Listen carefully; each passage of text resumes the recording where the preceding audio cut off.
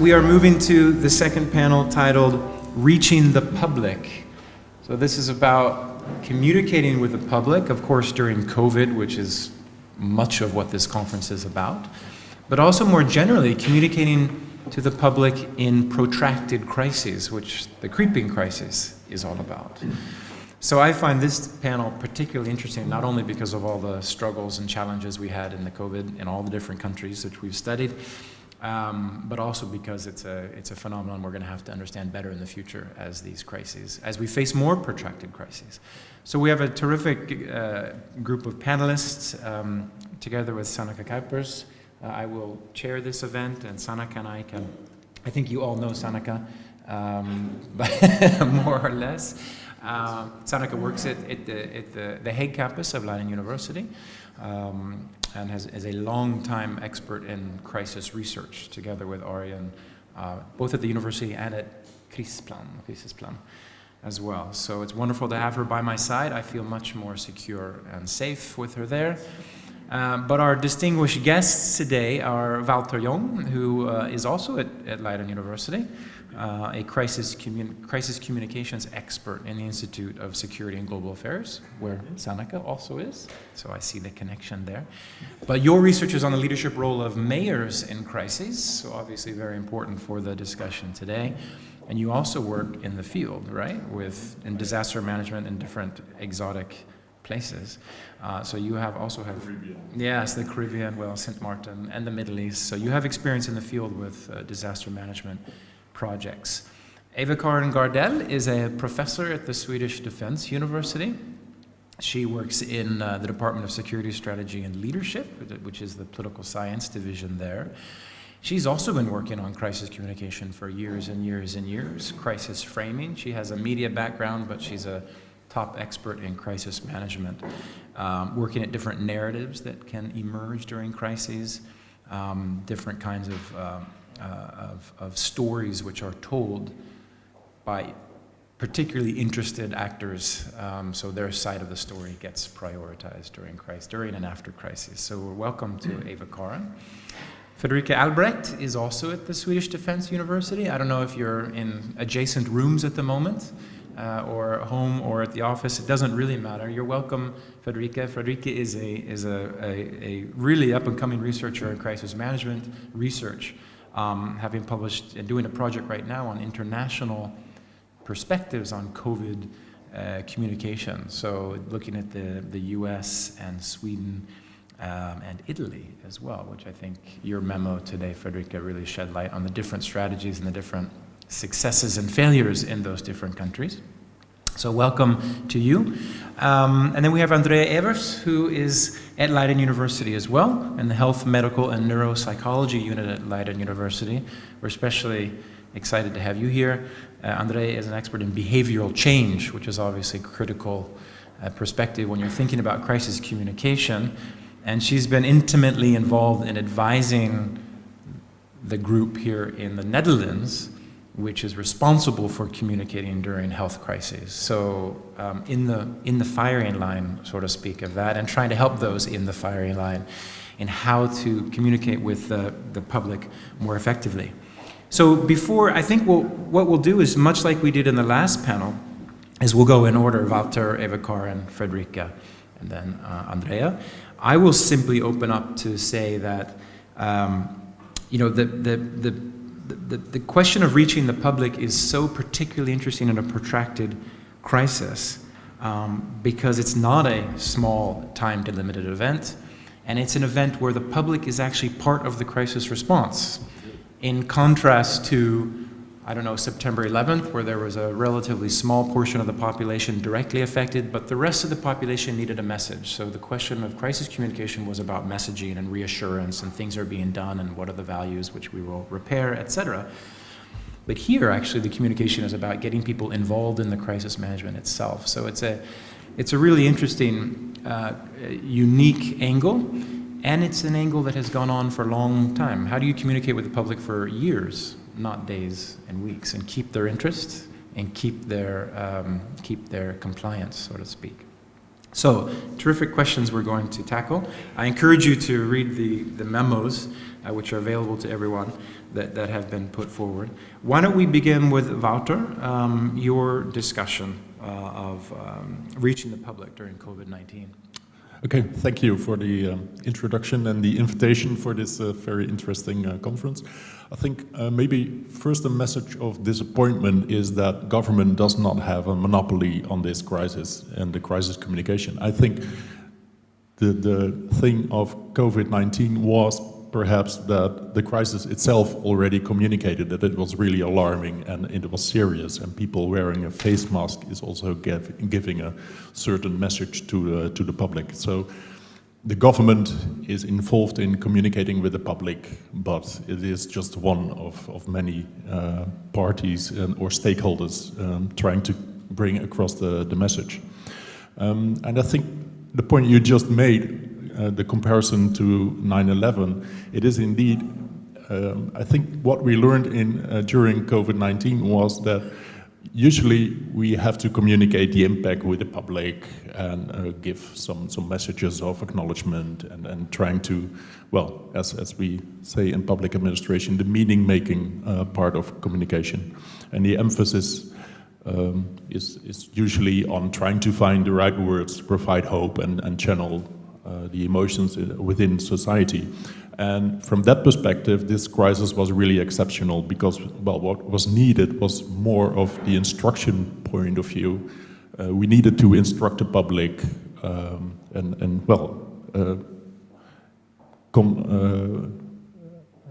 instruct the public and well, make them part of trying to cope with the entire situation, to get everything under control and to convince them to communicate a certain call to action, to stress the urgency of the situation and that they really needed to comply with the messages.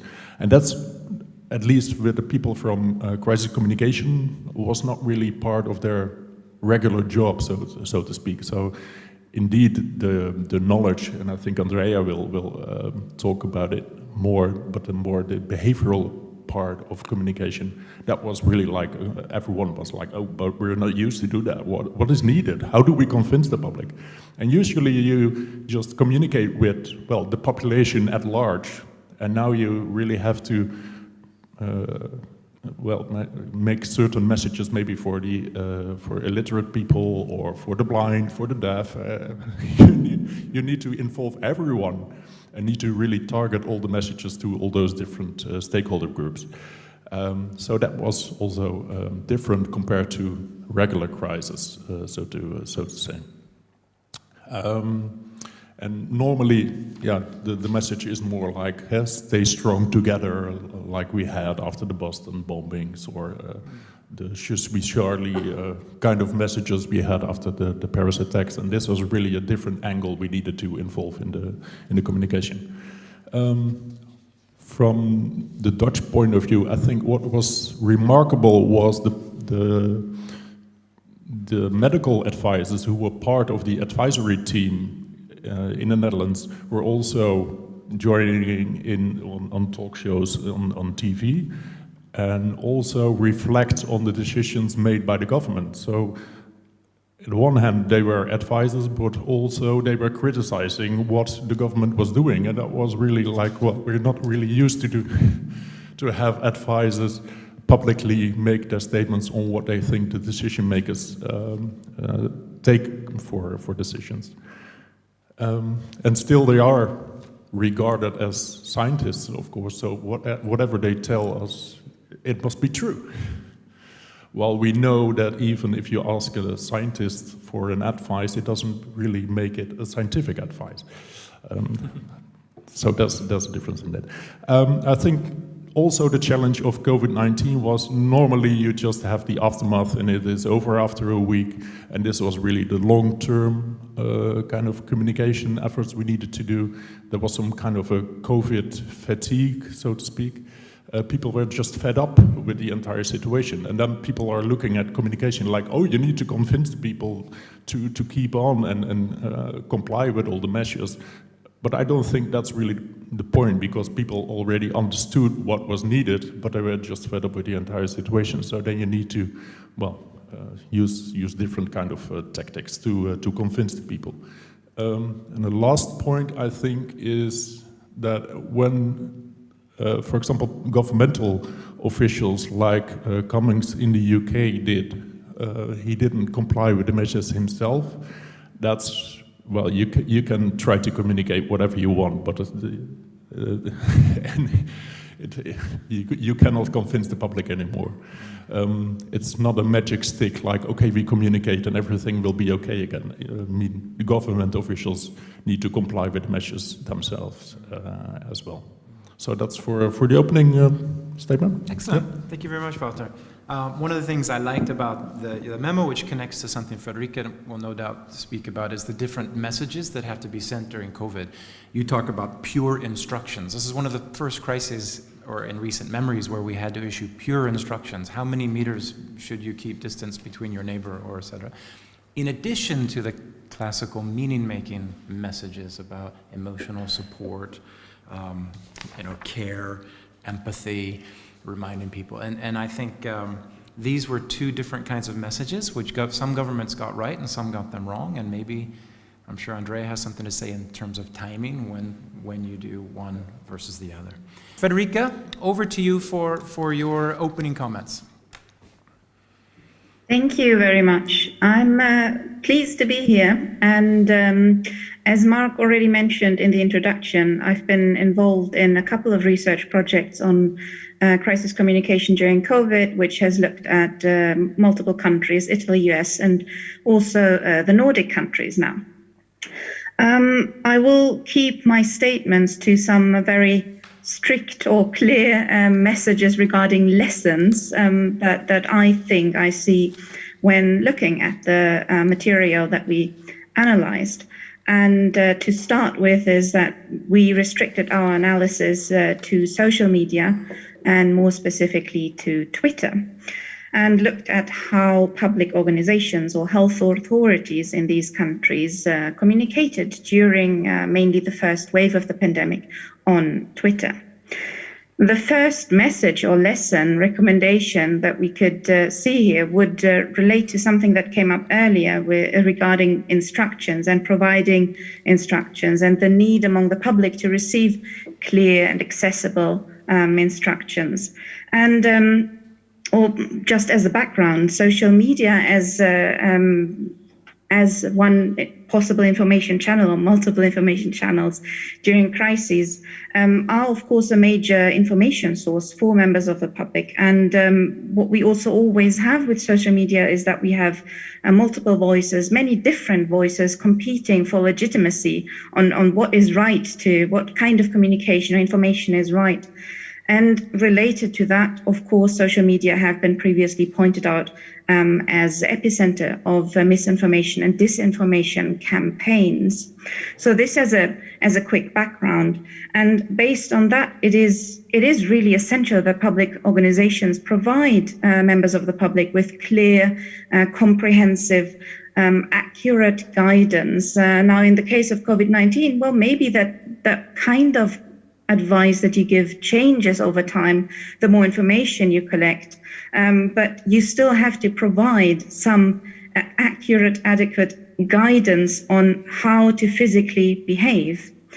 And theoretically, that is nothing new. The idea that you have to provide, as a public organization, these kind of instructions has already been pointed out by Sturgis in the 1990s.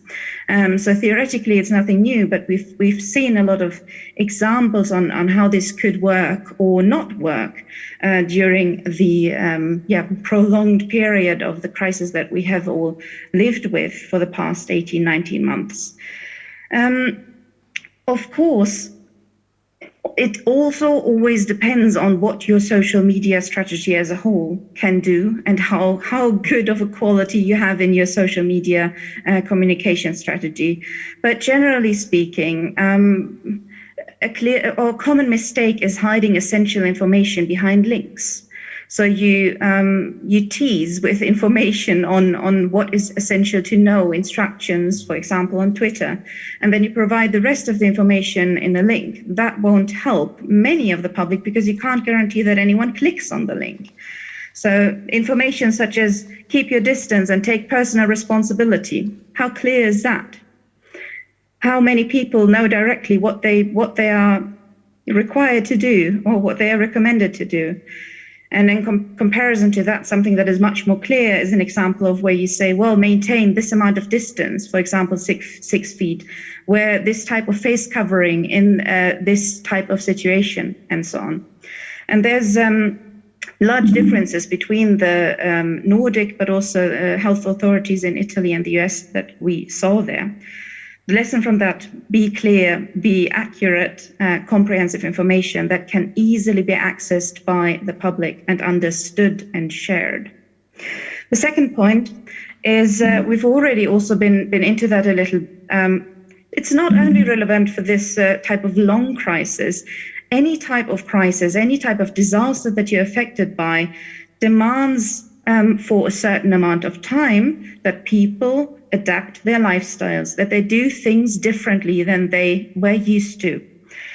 And because of this, people may be dealing with all kinds of issues related to physical or mental well-being. They may be dealing with anxiety, and particularly in the case of COVID-19, with social distancing going on and so on, this may be one of the core issues to be dealing with and to provide psychosocial support. When we look at how public authorities or health authorities have provided psychosocial support on Twitter, then we can see that they have done so less than they were eager to provide instructions. So they have engaged much less in this very important dimension of crisis communication, helping the public to adjust to what is going on and to change more or less permanently for this period of time, how they behave and how they deal with their lives. Therefore, the lesson of this is public health authorities need to consider the need among the public to provide for social support so that they can provide messages that are clearly dealing with this issue. There were a couple of positive examples. The CDC had at least a couple of messages that were very targeted at this, and Denmark stood out. The Danish Health Authority had a very comprehensive strategy that included a lot of social support that helped people to adjust to what is going on. How are we dealing with this mentally and physically? Finally, well, each type of objective that you want to achieve, instruction or support, of course, needs to be adapted regarding the communication style, right? So you may need a more firm, direct, and clear style when you provide the public with instruction. But that doesn't work if you provide the public with social support. You may need a warmer style. You may need a style that makes clear that there's empathy among the public organizations. There's empathy for this situation, and so on. So this is important to keep in mind.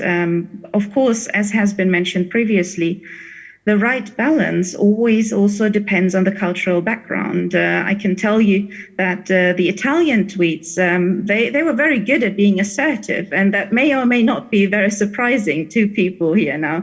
But that as an example that there are, of course, cultural differences, and the communication strategy has to be adapted to that. As the final point, some challenges.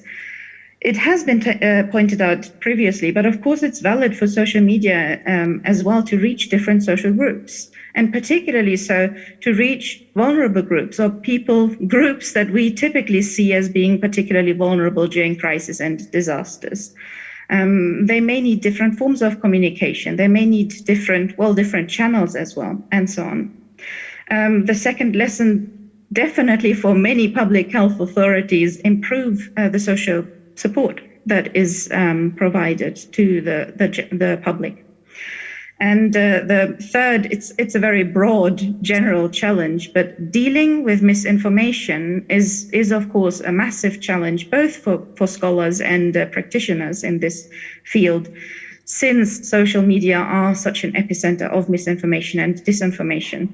And there, the question comes up, what kind of communication ecologies do public organizations have to be involved in to be successfully dealing with, maybe proactively preventing massive misinformation coming up and being distributed and shared.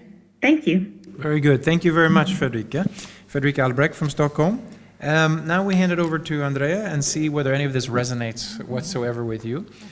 You're welcome to reflect on these presentations, as well as your actual own experience, the Dutch experience here, what went well and what maybe could be improved.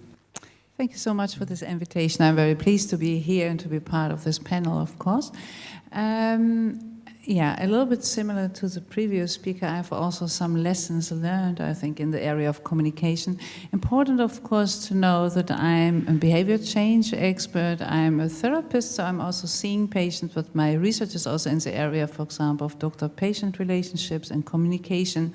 And I was indeed part of the advisory board. So there we see that there are many, many lessons learned when we try to translate our scientific knowledge into real life and crisis communication.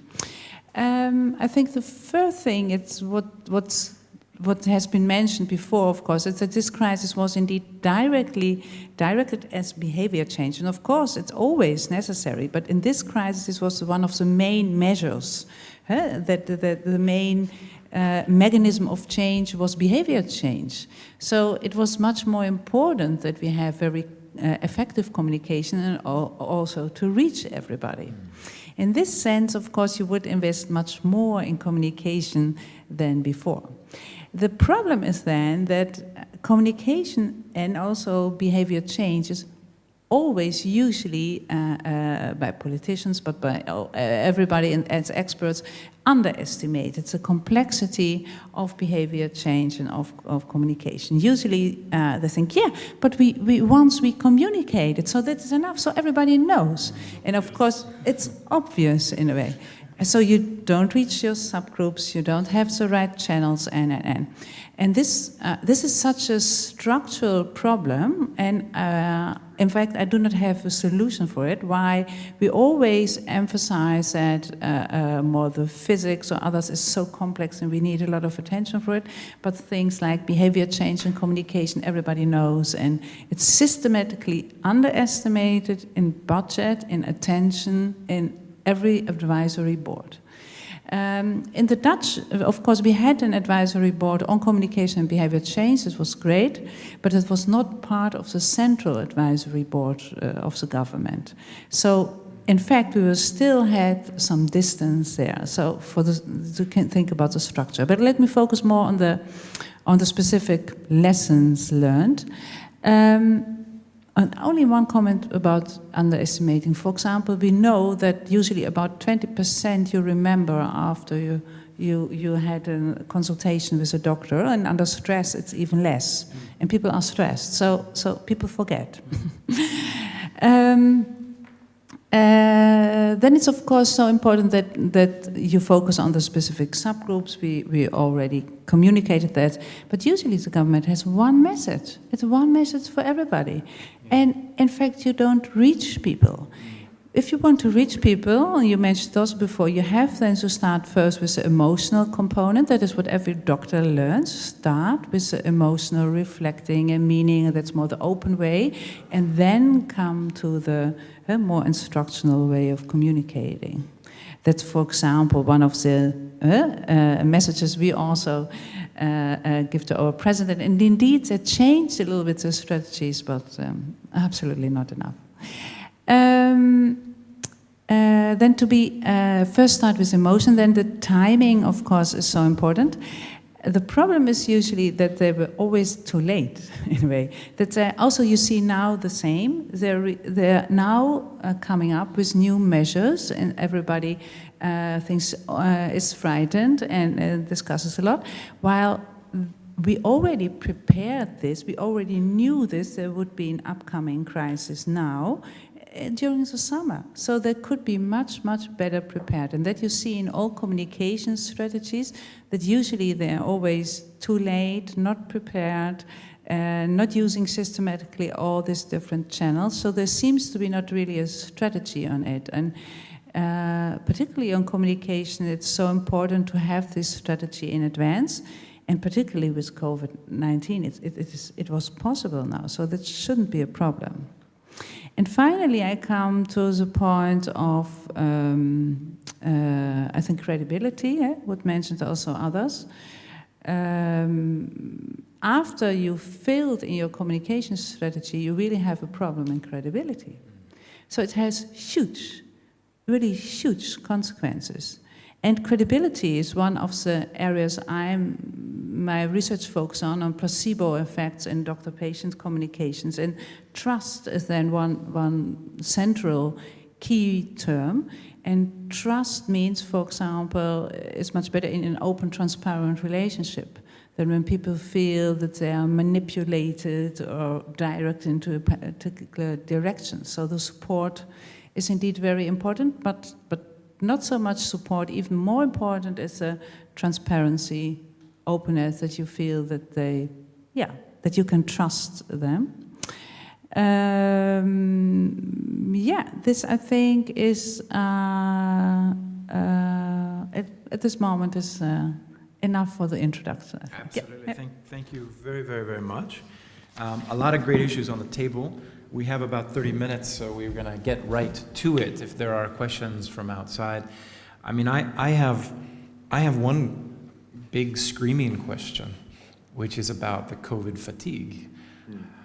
How do you deal with the fact that trying to achieve behavioral change, I mean, this is not just about meaning making and support and care and reassurance. This is also about keep doing what you're doing or change tracks a bit, as it happened in Sweden. How do we keep the public's attention over months and months and months and months and months, rather than a week or so in a traditional crisis? I don't know if people have. That's a big one. Yeah, that's a huge one. I mean, I'm looking at Andrea a little bit unfairly. But I'm happy to, because long-term behavior change is also one of the most challenging things. Of course, we always know how to change, for example, our lifestyle for one day, but never for our whole life or months, and that's always a problem. And what we learned is made an automatic response in a way that it's part of your behavior routine. For example, this handshake, it's absolutely no problem to have no handshakes anymore. It is part of our daily routine, but now we are changing it. But in fact, most people don't care really. So it's fine if we have a new routine.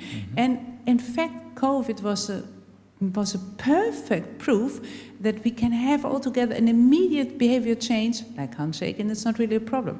The same for this mouth mask. Of course, we don't like it, but it wasn't a huge problem for people in a way. So if people understand why it is important, they also feel that they are seen in their personal needs, and they see the added value, then indeed it might be possible. But then you have indeed to make it part of your life, make it very concrete, show the added value, take into account the specific needs of the specific subgroups. And in this last point, perhaps is most important for the loss of credibility, because people felt that the medical view was dominant and other views were less dominant. And that was one of the problems that we really have now, why people are so COVID fatigue, because they don't see that their own perspective is taken into account,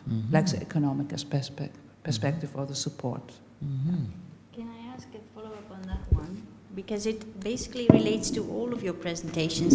I would be wondering, what are the dominant voices on social media, and can you actually measure that? So from the very start, you had, of course, the expert voices, the political executives, the people talking and interpreting the virus and the situation and the epidemiology themselves.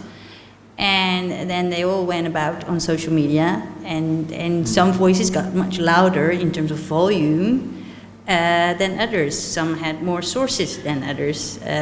So I think on social media, you can, with a few sources, generate a lot of output. So you have to measure both the numbers of sources and outputs.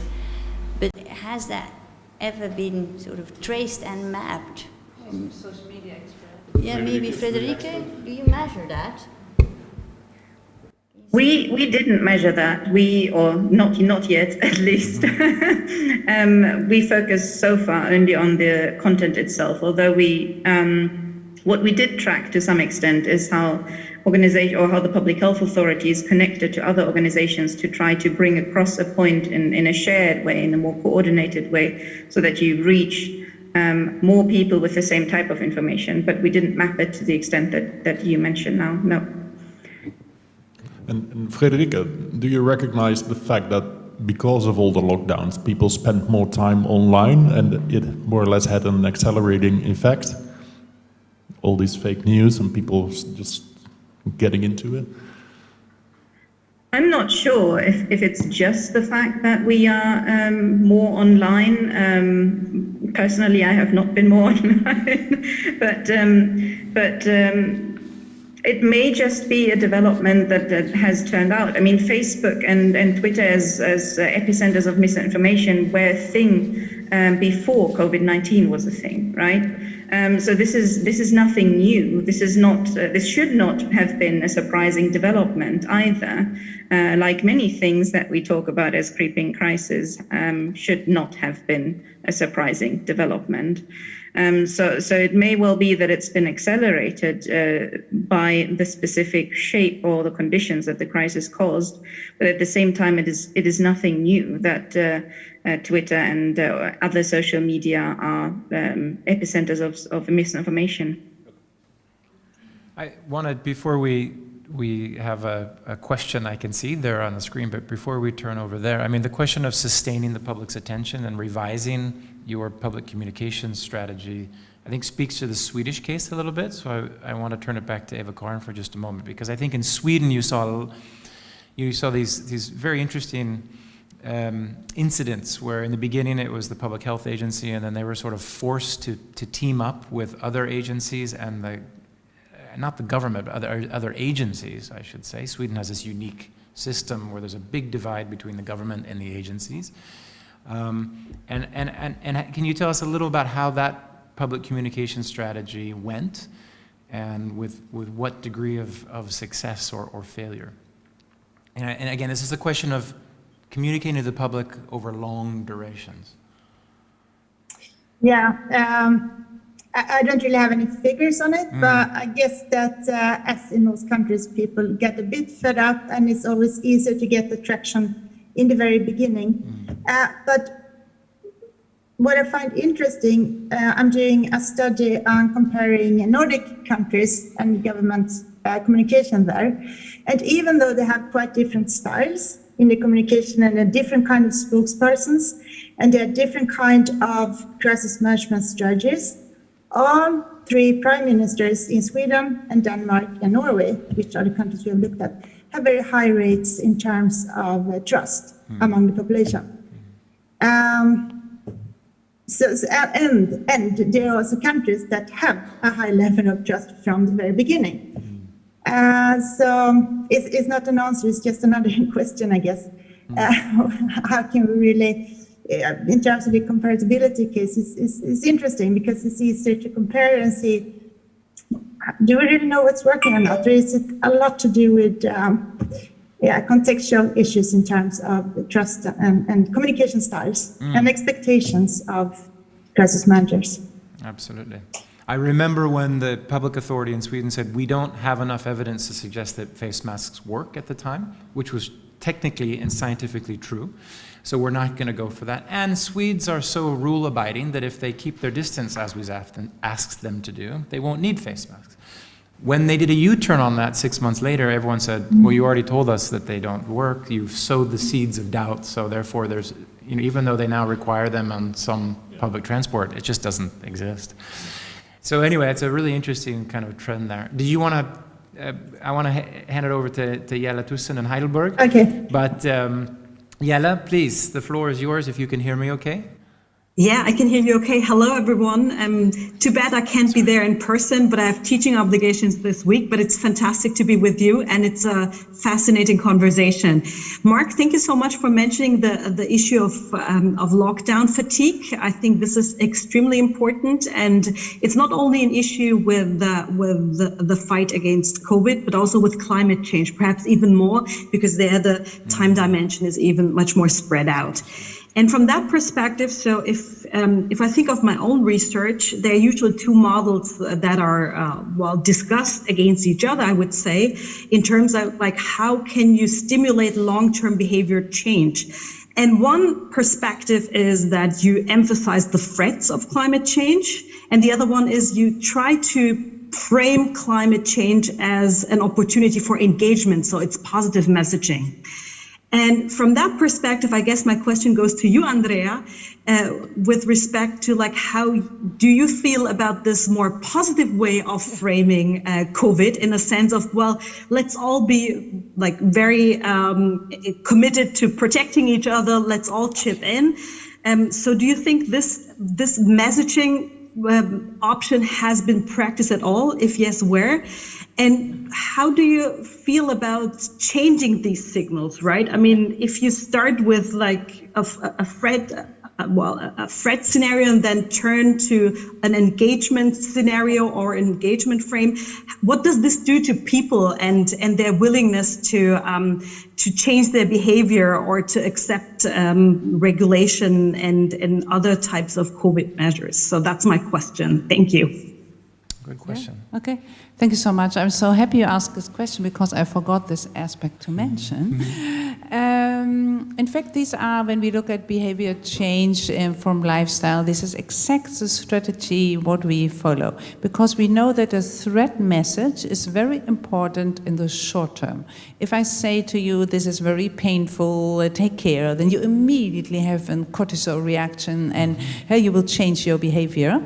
But in the long time, of course, it's too much stress and we avoid this message. So in the long term, we need indeed some positive messages for long-term behavior change and engagement. And of course, for COVID, for behavior change, it's your health and your own benefit. But the problem is a little bit with this creeping crisis. These are common goals of our society. So not only individual goals. For the individual perspective, is sometimes too difficult to imagine these positive goals. Of course, let's try to find these individual goals, but that is what we need to change in our society, that we emphasize, and you see this in the younger generation. We will do this for our future generations. I engage for my kids. I want to have them have a better world. And this becomes a value in itself more than it was, for example, in the 80s, where it was a very individualized society. So I totally agree that in behavior change aspects, we emphasize the automatic response, but that make it positive, that people like it, that they can engage, that they have a positive feeling about it.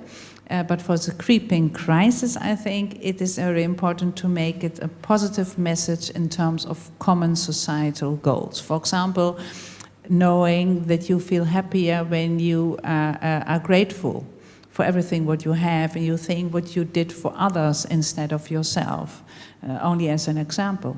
And I think this is an excellent strategy for the younger generation to engage. For example, what you saw also in vaccination strategies. I do this for my grandmother, for example, this idea. I do this for the community, and make it as concrete as possible.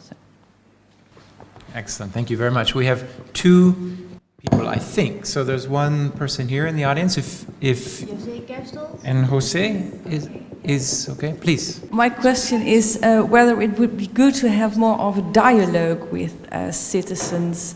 For the relation between authorities and citizens has drastically changed, right? Citizens look for information themselves. They do not automatically follow instructions of the government. But what I hear here is it looks as if it's still sending information, right? It's like instructing the public. We want to influence their behavior. We want to change their behavior.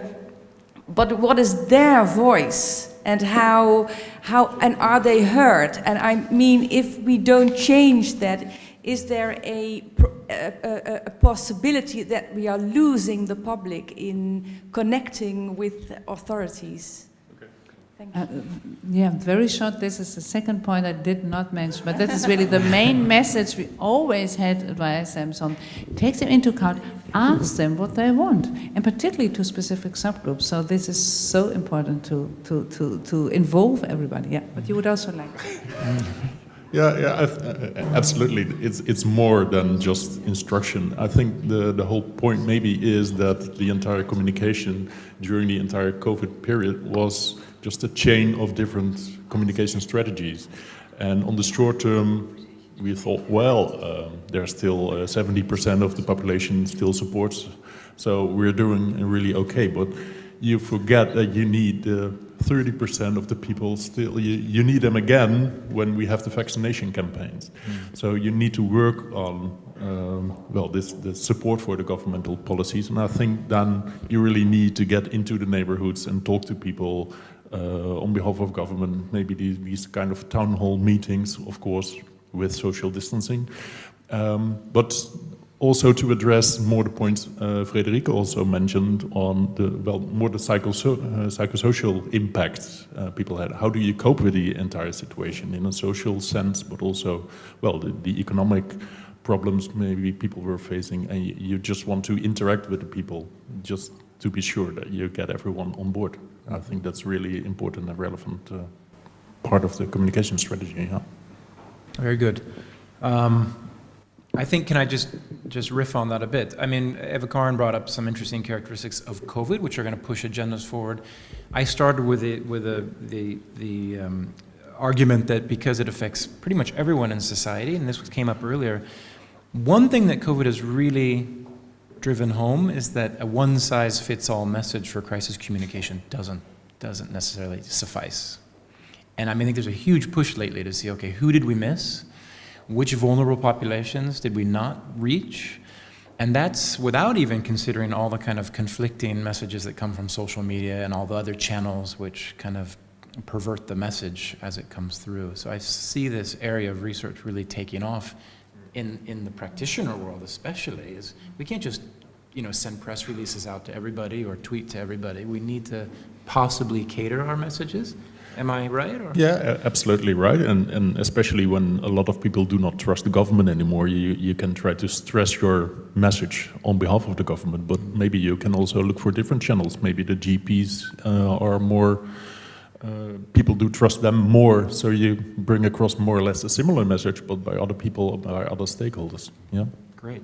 But if you differentiate, people not feel manipulated, because you also brought up the lesson that you don't want to make people feel manipulated. If you talk to people themselves, if you really take them serious in their perspective, of course, then they can't feel manipulated, because then you're developing the strategy together. And what we see now, that indeed they do not care about this 15% or this 10%. They think, okay, but it's enough if 70%, we have still 80. But indeed they forgot two things, in that once you have lost them, the chance that you will lose them the second time is even larger, and it's usually never return.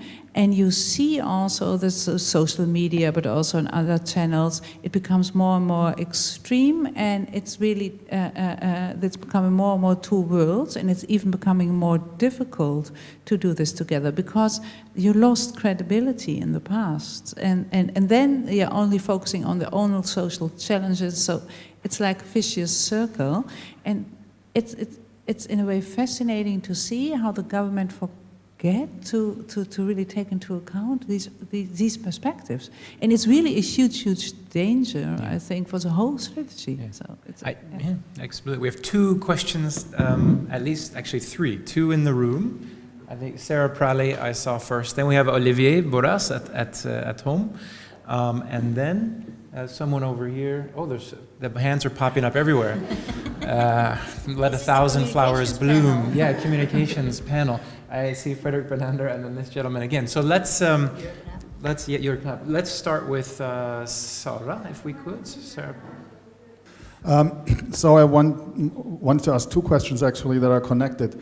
So in this creeping crisis, we also have seen that it starts with high uncertainty, but that also changes, and then policy measures might have to change. How do you prepare the public that scientific knowledge evolves and that the measures that you propagate in the beginning might have to change, right? Because that's a dilemma, because you have to sort of communicate confidence, but you know yourself that this might change. And the second one connected, I mean, human beings are notoriously bad in understanding exponential functions, right? That developments are not linear. How do you communicate that if you have today 100 cases that you have 10,000 in 2 weeks? And that's the same issue with climate change, that it's not linear or might not be linear till 2050 or 2070, but with that we might see jumps that will basically change our whole perception of the crisis. Excellent. While we move the microphone internally, why don't we take Olivier externally here for your question. Please, Olivier. Hi, thank you very much. So Olivier Boraz from Sciences Po in Paris. I have several short comments. First of all, reflecting on the French case and the French strategy of communication, I think what's interesting in this case is the fact that we've been oscillating constantly between different positions, between a very coercive approach, basically saying we can't trust people to behave, so we'll force them to behave by sending the police, by having controls. And then moving on to a more public health approach, saying, well, people can be trusted, we need to instruct them, we can give them the information and they will behave correctly, which evidence shows is true. And then a nudge approach, which basically says people are irrational and so they can't be trusted and they need to be sort of coerced, gently coerced into doing what's best for them. And the strategy has been constantly shifting between these three poles as the evolution evolved. And I think it's quite interesting to reflect on their contradictions, because basically these three strategies are totally contradictory to each other, but still they've been adopted at various times during the crisis. A second very quick comment on social media. It's interesting to see how they're always portrayed as a sort of fake news, as a problem, as dangerous, as an infodemic now, as it says. Which is, well, clearly that is partly true. The French government has just created a commission on fake news, for instance. It's important to remember that the social media also played a very important role in two respects in putting forward issues that had been neglected or cast aside. First of all, was long COVID. Long COVID really quickly was recognized, emerged through social media. And the second is airborne contamination, which was, I remember in March 2020, WHO said that airborne contamination was fake news. A year later, they've acknowledged the fact that airborne contamination is a main source of contamination. And in this respect, the controversy that took place on social media that could not take place in normal scientific or governmental institutions played a major role in having this source of contamination acknowledged. And third comment very quickly on comparisons. I think what is really interesting in this crisis is how countries are constantly comparing each other, benchmarking each other, justifying measures. In France, we did a curfew because everybody else was doing it. So that's not very scientific, but it's mimetism. But to go back to the Swedish case, Sweden was portrayed during the whole of 2020 as a failure. I mean, in France, everyone was constantly on media saying Sweden is a failure. It's a mass suicide. It's irrational. It's unscientific. Interestingly enough, why? Because Sweden was showing that there was actually an alternative way to a total lockdown. And nowadays, it's interesting to see that in France, for instance, this controversy has died down as the numbers for 2020 have come up and show that actually, well, there was clearly an alternative. We could have done things differently.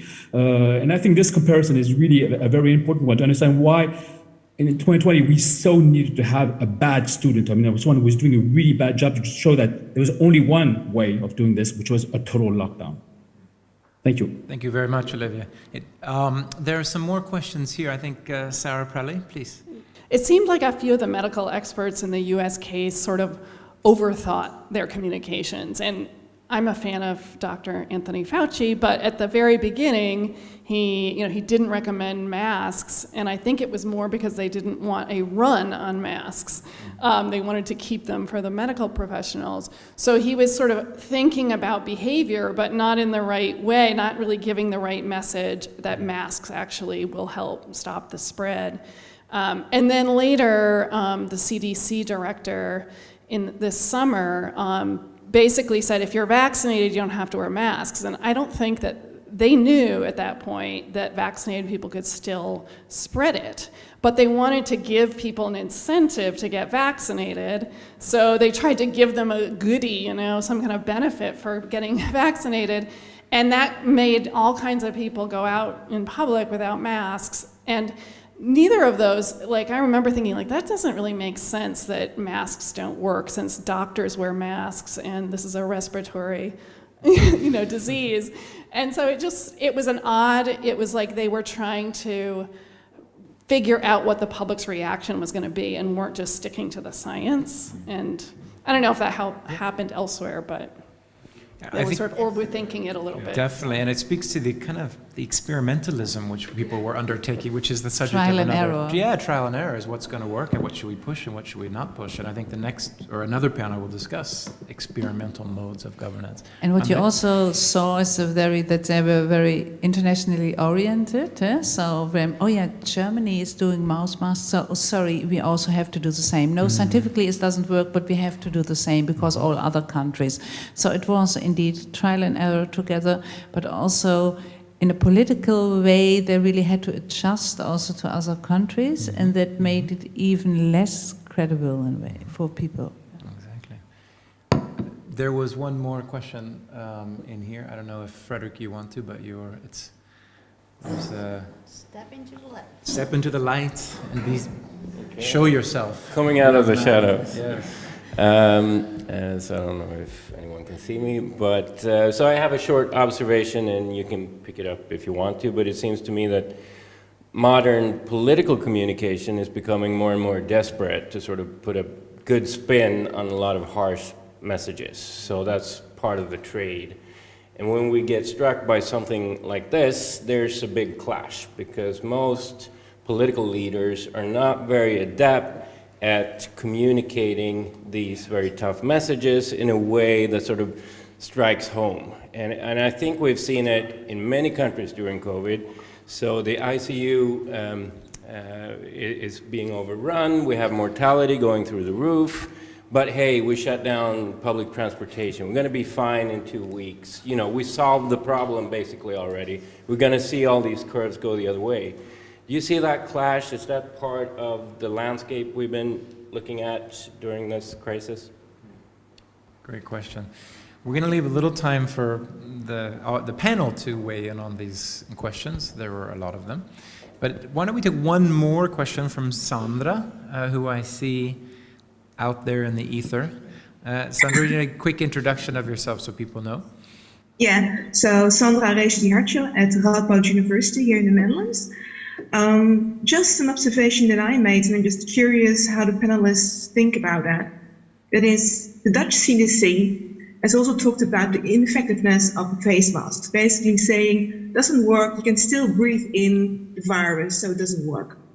Whereas at the start of the crisis, when masks were very rare, I saw a YouTube video by an American professor, and he was showing how to create a face mask, cutting up a t-shirt. And while he was doing so, he explained that you are supposed to wear a face mask to protect others, because you would keep the aerosols inside, so to speak.